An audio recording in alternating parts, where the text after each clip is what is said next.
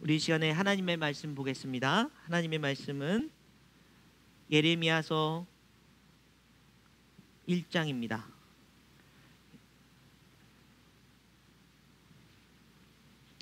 예레미야서 1장 4절에서 10절 말씀까지. 제가 가진 성경으로는요, 구약성경 1050페이지에 있습니다.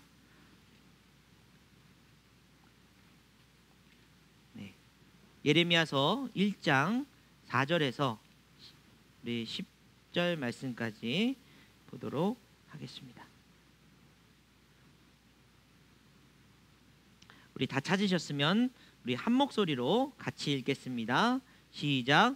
여호와의 말씀이 내게 임하니라 이르시되 내가 너를 모태에 짓기 전에 너를 알았고 내가 배에서 나오기 전에 너를 성별하였고 너를 여러 나라의 선지자로 세웠노라 하시기로 내가 이르되 슬프도소이다. 주 여호와여 보소서 나는 아이라 말할 줄을 알지 못하나이다 하니 여호와께서 내게 이르시되 너는 아이라 말하지 말고 내가 너를 누구에게 보내든지 너는 가서 내가 내게 무엇을 명령하든지 너는 말할지니라. 너는 그들 때문에 두려워하지 말라. 내가 너와 함께하며 너를 구원하리라. 나 여호와의 말이니라 하시고 여호와께서 그의 손을 내밀어 내 입에 대시며 여호와께서 내게 이르시되 보라 내가 이 말을 내 입에 두었노라. 보라 내가 오늘 너를 여러 나라와 여러 왕국 위에 세워 내가 그것들을 뽑고 파괴하며 파멸하고 넘어뜨리며 건설하고 심게 하였느니라 하시니라. 아멘. 아멘. 얼마 전 한 다큐멘터리를 보게 되었습니다. 아주 젊은 청년인데요. 이제 온 집을 새카맣게 어둡게 해놓고 방 안에서 굉장히 슬픈 모습으로 있는 청년의 모습이었습니다. 이 청년은 갑자기 어느 날부터 햇빛을 몸에 쐬면 통증이 오는 그런 문제를 겪기 시작했습니다. 처음에는 조금만 아프다가 점점점 심해져서 이제는 햇빛을 전혀 볼 수 없는 그곳에서만 생활하고 한 달에 한 번 병원을 갈 때만 비가 오거나 또 날씨 흐린 날만 부모님이 그 차 안을 다 어둡게 해놓고서야 갈 수 있는 그런 이름 모를 병에 걸려서 큰 고통을 겪고 있었습니다. 처음에는 피부과에 가서 그 청년이 왜 이런 일이 있는가, 민감성 피부인가, 뭐 이런 치료를, 이런 검사를 받았는데요. 수치상으로 전혀 문제가 없는 그런 상태라고 의사가 말하게 되었습니다. 그리고 나서 이분을 이제 그 정신과로 상담을 다시 옮겨서 상담을 받기 시작했는데 이런 증상이 나오게 되었습니다. 감정 표현 불능증. 이것은 정말 저도 처음 듣는 생소한 말이었는데요. 이 청년이 그동안 이제 취업에 몰두해서 학교를 가고 뭐 취업하는 그 과정 속에서 자신의 감정을 억누르고 힘들어도 참고 슬퍼도 울지 않고 견뎠던 그 시간들이 너무나도 오래되어서 이제는 감정을 표현할 수 있는 능력이 불능 상태가 되니까 이 심리적인 마음이 육체적인 고통으로 찾아와서 햇빛만 쐬어도 낮에 걸어 다닐 수 없을 정도의 통증을 느끼는 그런 문제까지 발전하게 되었다. 이런 결론을 내리게 되었습니다. 아니 도대체 이런 심리적인 문제가 얼만큼 크길래 이런 육체적인 고통까지 오게 되었는가? 여러분 이 감정 표현 불능증은 우리의 주관적인 그런 감정을 판단하고 구별하기 힘들어지는, 그래서 감정과 감정에 따른 그 신체적인 그런 분별을 이루어지지 않는 것을 말한다고 합니다. 이 감정 불능증이 생기는 원인은 정서적으로 심각한 트라우마를 경험했거나 스트레스를 받아서 그것을 심리적으로 방어하기 위해서 작동해서 정서적인 그런 감정을 표현하지 못하고 있는, 억제하고 억누르는 그런 상태를 이야기한다고 합니다. 이것을 한 작가는 이 영어 단어 이 단어를 풀이해 보니까 영혼을 표현하는 단어가 없다라는 그런 뜻으로 해석했습니다. 그래서 이 감정을 번역하는 능력을 갖추지 못했다라는 그런 문제로 이야기했습니다. 이런 이유들이 여러분, 우리가 어렸을 때 이렇게 울거나 또 웃거나 하면 우리가 살아가면서 야, 너 그러면 너무 애기 같은 거야, 어른스럽지 못해 라고 이야기하는 그런 이야기들을 들어본 적이 있을 겁니다. 또 감정을 표출했다가 심한 거절을 당한 경험이 있는 그런 사람들이 일어난다고 합니다. 또 이 아이의 감정을 돌봐줄 수 있는 그런 집안의 환경이 되지 않았을 때 감정을 제대로 인식할 그런 경험을 하지 못하고, 또 부모님들이 그런 감정에 대해서 아, 이거는 슬픈 마음이야, 괜찮아, 아, 이거는 좀 짜증나는 마음이야, 괜찮아, 이렇게 말해줘야 되는데, 그 이름을 붙여줘야 되는데 그러지 못하다 보니까 아, 이거 내게 있어서는 안 되겠구나라고 하면서 그 감정을 억누르게 됐던 일들이 그런 감정 표현의 불능증으로 나타나기 쉽다는 것입니다. 제가 이 이야기를 들으면서 우리가 살아가는 세상 속에서 우리 인생들이 가지고 있는 모습들이 점점 이 감정 표현의 불능으로 나아가는 것은 아닌가. 세상 사람들은 유토피아적인 삶을 행복해야지, 기쁨만 있어야지, 성공만 해야지, 승리를 쟁취해야지, 이런 것들로 우리의 삶의 어떤 가치와 기준들을 잡아놓고 슬픔은 안 되고, 또 외로움을 느끼면 바보 같은 짓이고, 또 마음에 조금 분노와 그런 것들을 표현하면 어른스럽지 못하다는 이야기로 사람들을 억누르고 있는 이 세상의 모습을 우리는 보고 있지 않습니까? 그러면서 인터넷이라는 것이 발달하면서 우리가 감정 표현 자체를 언어로, 이 말로 또는 이모티콘으로 하다 보니까 내 마음을 온전하게 표현하지 못하는 더 그런 악순환을 겪고 있는 세상 속에서, 그러고 보니 우리 그리스도인들이 이런 감정 표현에 대한 것들이 때로는 굉장히 풍성하게 느껴지기도 하지만, 때로는 교회 안에서 내가 어떤 위치를 가지고 있으니까, 권사니까, 장로니까, 목사니까 믿음 없는 행동하면 안 돼, 은혜스러운 마음만, 얼굴만 보여줘야 돼, 사람들에게 본이 되는 신앙의 정말 힘을 가진 모습만 나타내야 돼 하는 그런 강박관념이 교회에 와서 정말 두 가지 얼굴을 가지고, 분명히 오늘 집에서 싸우고 나왔는데 와서는 환하게 웃으면서 행복합니다, 감사합니다, 그리고 다시 집에 돌아갈 때는 서로 말도 하지 않는 그런 상황들이 연출되고 있는 교회 안에서의 모습도 우리는 발견하게 됩니다. 이 말씀을 드리는 이유는 과연 우리의 인생, 인간다움의 모습은 무엇일까? 우리가 유토피아적인 생각으로 정말 늘 행복하고 늘 감사하고 늘 웃기만 하고 늘 좋은 것만 일어나는 그런 일들이 아님에도 불구하고 그것을 우리가 기준으로 삼아놓고 우리의 감정을 억누르고 숨기고 표현하지 못하게 만드는 그런 우리들의 모습이 과연 인간다운 모습일까? 이런 의문 속에서 우리의 가장 인간다운 모습은 슬플 때 슬프다고 얘기해야 되죠.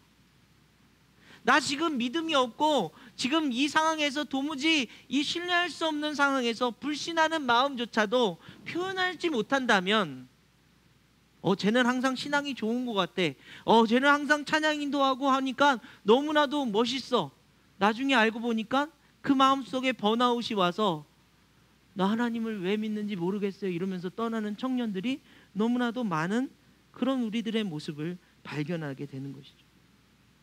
그러므로 이 감정조차도 하나님께서 우리에게 주신 놀라운 인간다운 모습임을 우리가 발견해 나가고, 이 감정을 어떻게 정말 하나님이 기뻐하시는 삶으로 또 인간다운 모습으로 우리가 표현해 나가면서 살아갈 것인가에 대해서 함께 생각해 봐야 될 것 같습니다. 이런 인간의 그 감정과 인간다운 모습을 표현함에 있어서 우리가 가장 성경 속에서 감정 표현을 잘하는 인생이 누구였을까 보면요, 다윗도 있지만 예레미야, 선지자입니다. 그는 눈물의 선지자다라고 표현할 정도로 그의 감정적인 서사가 이 예레미야서를 통해서 쫙 표현될 뿐만 아니라 오죽하면 그의 감정적인 서사를 집약한 또 예레미야 애가라는 그 성경이 우리에게 주어졌기 때문이죠. 그의 감정적인 서사를 통해서 그가 늘 슬픔과 고통 속에서도 하나님께서 주신 그 사명을 감당해 가면서 완수했던 그의 모습을 우리는 볼 수 있는 것입니다. 그러면서 우리가 어떻게 과연 예레미야는 그 어두운 상황 속에서 이겨낼 수 있었을까? 그 감정, 인간다운 모습으로 살아갈 수 있었을까를 살펴봐야 될 것 같아요. 여러분, 예레미야 선지자 시대에는 지금 바벨론에 의해서 포로로 잡혀가기 직전이었고, 이 안에 이 유대 땅 안에서는 많은 선지자들이 애국과 이렇게 뭐라 그러죠? 협약을 맺으면 이 바벨론을 이길 수 있을 거야. 아주 긍정적인 그런 메시지들이 막 난무하던 시대 속에서 예레미야는 말합니다. 우리는 하나님을 떠났고 하나님은 우리를 혼내실 것입니다. 우리는 결국 바벨론에게 포로로 잡혀갈 것입니다. 혼자서 그 얘기를 한 거예요. 그렇지만 하나님께서 우리를 반드시 회복시키시고 70년 만에 돌아오게 될 것입니다. 이 말을 했다는 이유로 엄청난 핍박과 우물 속에 빠져서 죽음을 경험하는 그런 안타까운 현실을 그는 만나게 되었습니다. 그런데 여러분, 그가 슬프고 애통하는 마음을 가졌던 이유는 자기가 그런 메시지를 전해서 혼자 있었기 때문이 아니라 이 민족이 그런 메시지를 전했음에도 불구하고 하나님께 회개하고 돌아오지 않는 그 불행한 역사를 반복하고 있는 것에 마음이 괴로웠던 것이죠. 그리고 이 괴로움 속에서 그 연약함, 이스라엘 백성들이 가지고 있는 그 연약함 때문에 그는 고통 속에 있었습니다. 그런 그의 감정들이 풍부하게 드러나면서 그의 인간다운 삶을 통해서 하나님의 뜻을 저버리지 않고 하나님을 신뢰하는 마음으로 그가 해야 될 사명의 삶을 살아나갔으며 마침내 그가 했던 말대로 이루어지는 하나님의 뜻을 경험하게 된 그 삶에, 저는요 예레미야를 보면서 예레미야를 이렇게 만드신 하나님이 더 위대하게 느껴졌습니다. 오늘 본문이 우리에게 다가오는 이유는 바로 시대적 사명 속에 예레미야의 어떤 그런 하나님의 그 역사를 이루는 그런 거대한 서사를 보기보다는 한 인간이 그 감정을 감추고 어린아이 같은 마음을 가지고 있다가 하나님의 말씀에 의해서 그의 삶의 인간다운 모습을 회복해 나가며 그가 그 사명을 감당할 수 있었던 그 모습을 우리에게 보여주고 있기 때문입니다. 그는 어떻게 그 인간다움을 회복할 수 있었을까? 오늘 말씀에요, 여러분, 가장 인간다움을 회복하는 말씀, 오늘 4절부터 우리 7절까지만 다시 한번 읽어보겠습니다. 시작.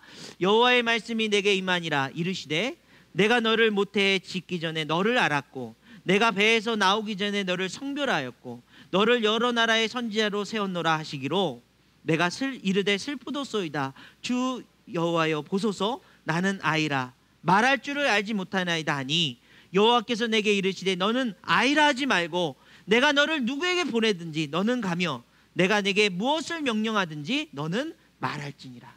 아멘. 여러분, 5절 말씀에 내가 너를 모태에 짓기 전에 너를 알았고 내가 배에서 나오기 전에 너를 성별하였고 너를 여러 나라의 선지자로 세웠노라. 이 말씀을 통해서 정말 예레미야가 가지고 있던 원래의 그 인간다움, 그 감정의 풍부함을 그는 회복할 수 있었고, 비록 그가 지금은 어린아이와 같이 연약하다고 슬프다고 얘기했지만 그가 하나님이 인도하시는 대로 따라가며 그렇게 하나님의 말씀을 선포했던 삶을 우리는 보게 되는 것입니다. 그러므로 사랑하는 여러분, 과연 우리의 인간다움은 무엇일까? 오늘 5절 말씀을 통해서 몇 가지 우리가 정말 회복할 것들이 있어요. 그것을 함께 나누길 원합니다. 첫 번째는요, 우리의 인간다움은 어디서 왔는가? 이것을 우리가 생각해 봐야 됩니다. 먼저 예레미야에게 하나님께서 말씀하십니다. 너를 모태에 짓기 전부터 너를 알았다. 여러분, 이 말씀이 얼마나 위대하고 놀라운 말씀입니까? 온 우주 만물을 지으신 하나님께서 단순히 물건을 만든 것이 아니라 하나님의 형상으로 우리를 지으셨다는 것입니다. 이 표현이 바로 너를 알았다는 표현. 왜요? 하나님의 형상을 그대로 전해주었기 때문에 우리를 알고 계시다는 것입니다. 우리 인생들이 얼마나 귀한 인생들인지, 하나님이 우리를 그렇게 지으셨던 그 생명의 의미가, 그 가치가 얼마나 놀라운 것인지를 우리에게 말씀하고 계신 거예요. 여러분, 그런데 세상을 살펴보십시오. 세상의 인간들에게 그 존재를 알리는 그 시작의 의미를 잘못 가르쳐주고 있습니다. 먼저는 우리가 우연의 존재라고 이야기하죠.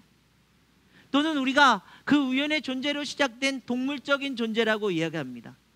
그러다 보니 동물과 어떤 만물이 가지고 있는 본능적인 그 행동들을 가지고 우리 인간의 파괴적이고 못난 모습들을 본능이라는 이름하에 포장하고 있습니다. 우리의 존재 자체가 그 인간다움이 어디서 왔는지, 그것이 우연이고 그것이 동물적인 본능적인 행동이라면 우리는 모든 삶의 그런 상황들에 있어서 그 가치를 부여함에 있어서 어쩔 수 없다. 인간이니까. 어쩔 수 없다. 본능적인 행동이니까. 이렇게 표현하고 있다는 사실입니다. 그러므로 우리가 가지고 있는 어떤 욕망, 그 욕심에 의한 행동들조차도 인간이기 때문에 어쩔 수 없는 행동이라고 그렇게 말하고 있는, 다른 사람의 마음을 아프게 하는 행동조차도 그렇게 포장해버리는 그런 존재의 가치를 세상 속에서 우리는 느끼고 있지 않습니까?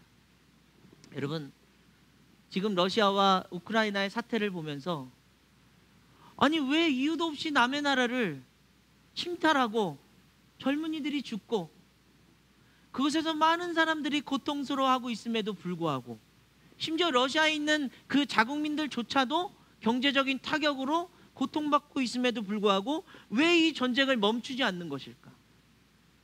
오늘은 러시아의 지도자 푸틴이라는 사람의 그 악한 행동으로 인해서 이 사람이 자신의 권력과 그걸 차지하기 위한 어쩔 수 없는 행동이다. 여러분, 그렇게 그냥 치부하기에는 그 인간다움의 존재가 얼마나 부정되어 있고 얼마나 그렇게 세상이 말하는 그 속에서 함몰되어 있는지 우리는 발견하게 되는 것이죠. 이 전쟁이라는 말 자체가 가장 고통스러운 단어인지도 모르겠습니다. 그런데 제가 텔레비전을 보면서 마음속에 참 뭉클한 그런 이야기들을 전해 들었습니다. 한 러시아 병사가 이제 그 식량도 떨어지고 기름이 떨어져서 자기가 가지고 있던 전차를 버리고 도망쳐서 걸어가다가 우크라이나 사람들한테 붙잡히게 되었습니다. 당연히 자신들의 총과 칼과 무기로 덤볐던 그 병사를 만나면 어떻게 할까요? 붙잡아서 묶어두고 때리고 너 왜 그랬냐고, 너네 나라로 돌아가라고 막 화를 낼 텐데, 그 장면에서는요, 한 어른이 이렇게 쓰다듬어 주면서 따뜻한 음료수를 주고 먹을 거를 주고 있는 거예요. 그러면서 엄마가 보고 싶냐고, 가족이 보고 싶냐고, 자신의 핸드폰을 연결해서 그 부모님과 영상통화를 할 수 있도록 연결해 주는 것을 보면서 야, 정말 어떻게 저렇게 할 수 있지? 아, 그래. 우리의 인간다움이 어디서 왔는지 알면, 우리의 존재가 어떤 존재인지를 알면 그게 바로 진짜 인간다운 모습이구나. 선하신 하나님의 그 사랑과 은혜로 지은 이 세상 만물 가운데서 하나님의 형상으로 지은 인간이, 가장 선하신 하나님의 뜻을 나타낼 수 있는 그 인간이 전쟁이라는 참혹한 그 현실 속에서도 자신의 그 선함을 잃지 않고 원수에게조차 사랑을 베풀 수 있는 그 현장을 우리가 보면서 저와 여러분이 느껴야 될 것들이 많이 있지 않겠습니까? 우리 인간다움은 어디로부터 왔습니까? 내 성격은 우리 부모님 닮았어요. 좋은 점도 있고 나쁜 점도 있고. 그리고 올라가고 보니까 누구를 닮아 있습니까? 저 위에 계신 하나님을 닮아야 되잖아요. 그런데 우리는 죄로 인해서 그런 것들을 다 잃어버렸어요. 그 인간다움이 내 삶의 경험과 내가 가진 그런 어떤 마음들로 인해서 파괴되어 있어요. 그러나 예수 그리스도의 십자가는 여러분을 하나님과 하나 되게 회복시켜 주시는 은혜를 통해서 여러분의 인간다움을 가장 선하고 아름다운 뜻으로 만드시는 하나님의 마음으로 회복시켜 주시는 은혜인 줄 믿습니다. 우리가 너무나도 속상한 이유는 우리가 믿음 생활을 하면서 예수 믿으면 천국 갑니다, 천국 티켓을 확보한 겁니다, 이것으로 우리의 신앙을 단정지은 이 신앙의 모습 때문에 지금 우리의 삶 속에서 주님과 동행하며 그 인간다움을 회복해 우리는 하나님으로부터 왔기에 지금 이 나라에서 일어나는 이 분노와 갈등과 이 반목들이 얼마나 큽니까? 어쩔 수 없어. 인간은 정치적이야. 정치적 동물이야. 그 안에서 우리는 결국은 한쪽 편에 설 수밖에 없는 거야. 여러분 정말 그렇게 생각하십니까? 아니요. 우리는 어느 편에 서는 것이 아니라 하나님 편에 서야 돼요. 하나님이 우리에게 주신 그 감정과 그 마음들이 여러분 안에서 선한 능력으로 회복될 수 있기를 간절히 원합니다. 예레미야는요, 그 안에서 하나님으로부터 온 마음으로 인해서 자신을 핍박하고 너 그렇게 하면 매국노야 막 고문하는 그들을 향해서도 하나님 저들을 불쌍히 여겨주시고 이 문제들, 이 고통 속에서 회복할 수 있도록 도와주옵소서. 간절하게 기도하는 인생이 되었습니다. 기억하시기를 간절히 원합니다. 우리가 하나님의 창조물이며 그 형상을 닮은 존재라는 것이 인간다움의 진짜의 모습을 어디로부터 왔는지를 회복하는 저와 여러분의 삶이 되시기를 간절히 원합니다. 두 번째로는요, 우리 인간다움의 의미는 무엇입니까? 여러분, 하나님께서 예레미야에게 말씀하십니다. 내가 배에서 나오기 전에 너를 성별하였다고 말씀하고 계십니다. 성스럽게 구별했다는 얘기죠. 우리는요, 모든 만물과 구별되어 있습니다. 우린 동물적인 존재들이 아니에요. 우리는 하나님의 지음받은 백성입니다. 우리는 그러므로 전적인 인간의 모습, 그 중심에 인간이 가진 감정이 있다는 사실을 기억해야 돼요. 우리를 성스럽게 구별하셨다는 것은 우리에게 감정을 주셨다는 것입니다. 우리의 감정을 통해서 우리의 삶을 표현하는 것입니다. 또 깨닫는 것입니다. 위로하고 위로받는 것입니다. 또 절박한 마음을 부여잡고 부르짖는 것입니다. 그러면서 우리는 회복해 나가는 것입니다. 이것이 거룩한 거라.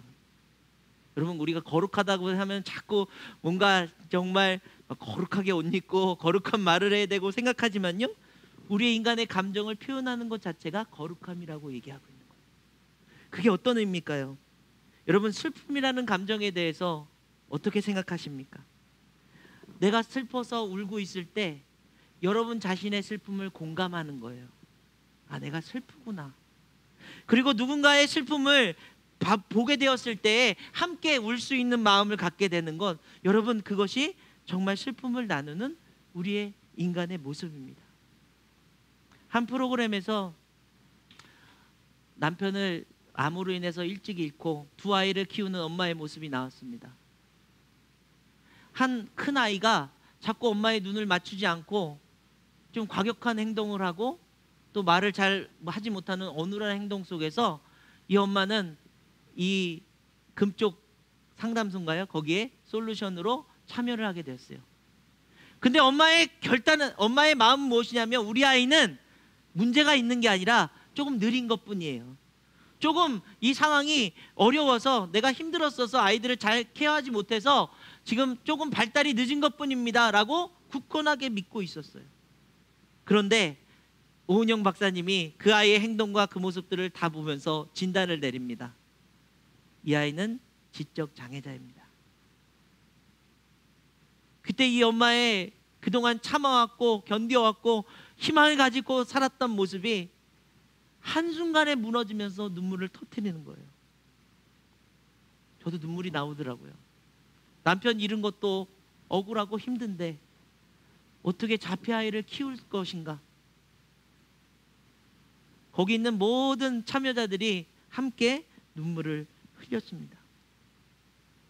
그런데 그 순간 그 박사님이 하는 얘기가, 이제 방향을 알았기 때문에 잘못된 방향이 아니라 바른 방향으로 이 아이를 케어하기 시작하면 반드시 좋아질 겁니다. 그리고 나서 이 엄마는요, 이 아이를 자폐아 그대로 인정하면서 케어하기 시작했어요. 그리고 나서 나중에 인터뷰가 뭐라고 나오냐면, 이제 깨달았어요. 내가 부정하고 싶었던 거, 그렇게 감추고 싶었던 것들을 오히려 인정하고 나니까 마음이 편할 뿐만 아니라 이 아이를 어떻게 해야 될지 알 것 같아요.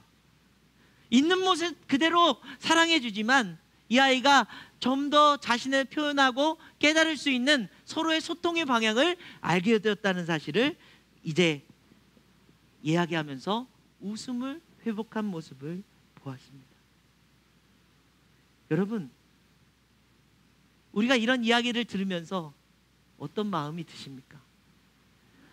혀를 차면서 아유 안 됐네, 어떻게 사냐, 이렇게 생각하는 게 아니라 우리는 함께 그 감정을 공유하면서 그 슬픔을 함께 나눠야 돼요. 그 슬픔을 나눌 뿐만 아니라 그 슬픔을 함께 회복해 나갈 방법을 찾아가는 거예요. 여러분, 왜 하나님께서 이 교회라는 공동체를 이곳에 모아 주셨습니까?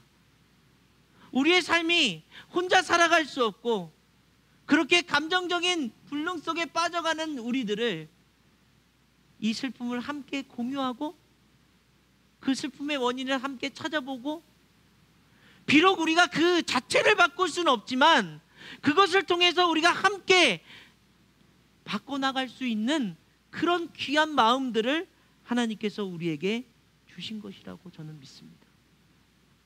그러므로 우리가 함께 울고 함께 웃을 수 있는 그 감정이 우리 인간다운 의미, 그 거룩하게 성별한 그 모습의 가장 귀하고 값진 모습이라는 사실을 여러분 기억하시기를 간절히 원합니다. 때로는요, 막 깔깔대고 웃는 모습이 천박하다고 예전에는 막 야, 좀 점잖게 웃어 이렇게 얘기했는데요, 이제는요 어디 가서 그렇게 뭐 환하게 웃는 모습을 찾아보기가 너무 힘들어요. 여러분, 한번 일주일 지난 한 주간 한번 돌아보세요. 환하게 웃은 적이 있으신가요? 인스타에 보면 이렇게 사진으로 이렇게 좋아하는 모습이 있는데요, 사진 찍을 때만 그러잖아요, 그죠? 그 자체로 막 웃으면서 와, 이게 이렇게 행복한 거네, 이렇게 좋은 거네 표현하는 그 표현 자체를 잃어버린, 저는 이렇게 말하고 싶어요. 여러분, 우리의 거룩함을 잃어버리고 있는 거라고요.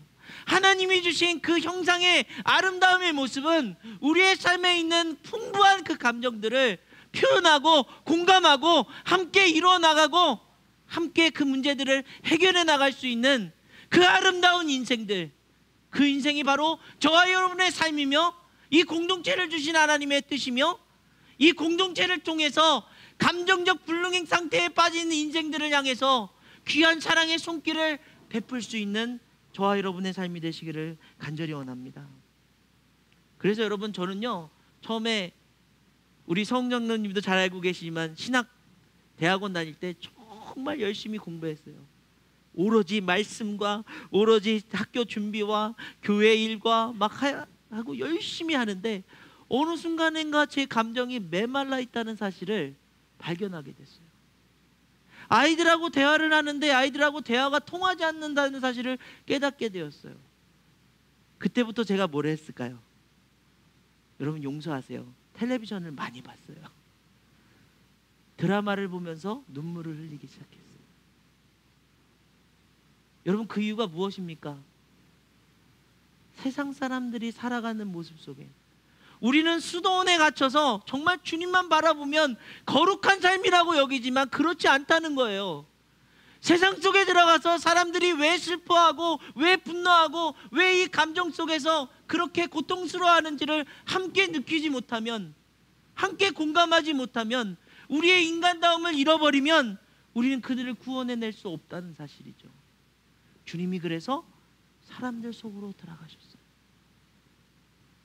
그곳에 머물러서 그냥 맨날 드라마만 보고 드라마 좋은 거 나도 그런 인간이야 라고 끝나는 것이 아니라 하나님이 우리에게 주신 그 인간다움의 그 아름다운 감정들을 다시 회복하는 그 역사를 보여주는 거죠. 저는요, 어떨 때 드라마를 보면서 복음이 느껴져요. 아, 저런 마음에 저런 위로가, 저런 모습들이 하나님이 우리에게 주신 사랑이구나 라고 느껴져요. 사랑하는 여러분, 그런 귀한 감정들을 숨기지 마세요. 괜찮아요. 표현하십시오. 그리고 주님이 그 마음을, 내 마음을 어루만져 주심을 기억하시길 간절히 원합니다. 이런 공감의 마음, 이 거룩하게 성별된 우리의 삶의 모습을 통해서 동물과는 다르게, 세상 만물과는 다르게 하나님의 그 거룩함을 통해 이 땅의 많은 인생들을 하나님께로 돌아온 그 감정을 회복시키는 하나님의 역사를 이루어 가실 줄 믿습니다. 마지막 세 번째로는요, 우리의 인간다움의 길은 무엇인가? 여러분, 마지막으로 하나님께서 예레미야에게 이렇게 말씀하십니다. 너를 여러 나라의 선지자로 세우노라. 여러분, 이 의미가 무엇일까요? 우리가 살아가는 그 삶의 현장, 그 자리는요, 우리의 연약한 인생의 모습이 보이는 곳이지만 하나님께서 우리를 그곳에 거룩하게 세워주신 곳이에요. 선지자로 세웠다고요. 그 말은 하나님이 우리를 가장 인간답게 살아갈 장소로 우리를 그곳에 보내신 줄 믿습니다. 저는 그래서 저희 가정에서 목사로서 양복 입고 막 이렇게 돌아다니는 것이 아니라 정말 파자마 바람으로, 또 때로는 막 이렇게 그런 트름도 하고요, 막 가정다운, 인간다운 모습을 보여주는 것이 그 가정.